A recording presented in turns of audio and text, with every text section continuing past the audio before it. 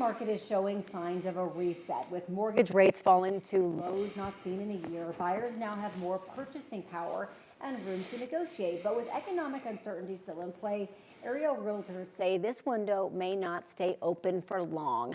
90s real estate expert Lyon is back this morning. Lane is a realtor and managing broker at Coldwell Banker. Thanks for coming in. Hey, good morning. Nice to see you again. Always good to see you. Okay, so we're keeping an eye on rates this morning after finishing the week lower. What kind of reactions are realtors seeing? Well, it was finally news that a lot of people had been waiting to hear, which is that mortgage rates trending in the right direction, coming down, and not a huge reduction at the end of the week last week. We were in kind of that mid 6% range, Corey. But the question that I was getting a lot from home buyers, which was, you know, rates are coming down just a little bit. Should I wait for them to come down even lower? And it is a conundrum that a lot of home buyers find themselves in, I think, when you start to have news like this. And really, it is just tough to time the market. And what I would say is that, yes, we are hearing that there are signs from investors that we could see the Fed cut the interest rate in September, but we just don't know what the rest of the year is going to look like. What we do know is what we're seeing here in the Denver area this spring and summer. We've been talking about it on the show, which is conditions that are very attractive to home buyers right now, with prices a little bit lower, sellers willing to negotiate.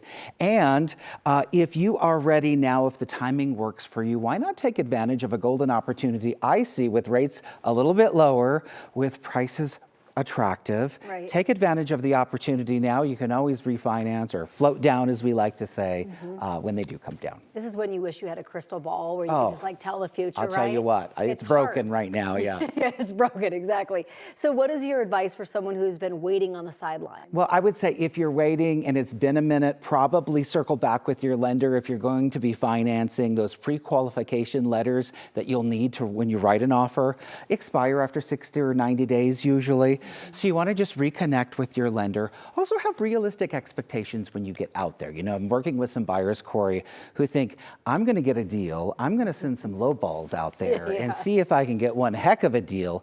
And the truth is, while there are some sellers who are willing to come down on price, majority aren't in a desperate situation like we've seen in markets in the past. So they are saying no, and some of them are getting offended. So you have to be mindful of that. And then also there is increased inventory. There's a lot to choose from.